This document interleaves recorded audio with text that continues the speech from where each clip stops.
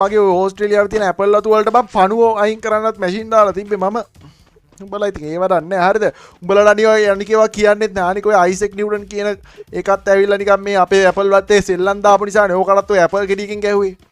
යකෝ උඹට කියන්නේ ඒ ඌට ඇපල් ගෙඩියෙන් ගහපු එක හොඳයි.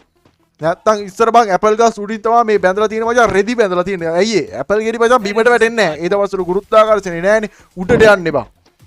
ಈ ವೇಲಾವರ್ತ තමයි අරුවට ඇපල් ගෙඩියකින් ඔලුවට කැවුවා විතරයි ඌ ගුරුත්වාකර්ෂණය වාගත්ත ඊට පස්සේ මචං ඇපල් ගෙඩිය බිමට වැටෙනවා උඹලාට කියන්නේ ඉස්සර මාර දුකක් විඳින්න අනික ඔය මේ ඉස්සර දැන් වගේ ලංකාවේ මොකනද සෝරි මේ ලංකාවේ වගේ නෙවෙයි බං අනික මේ ඕස්ට්‍රේලියාවේ කොහමත් මචං අර කඩේම තියෙන අහස ඒකින්ද ඌ අහස තියනවා උන් අල්ල ගන්නවා බං ආන්නේමයි බං ඊට පස්සේ ඇපල් වල සීන් එක ගියේ ඕස්ට්‍රේලියාව අඩෝ මගේ තමයි බං තාමත් තියෙනවා අක්කරම කෝටියක් තමන්ක අක්කරම කෝටියක් කියන්නේ මම මේ හිටියට අඩෝ උඹලා දන්නේ නැහැ බං උඹලට තේරුමක් නැහැ කියලා.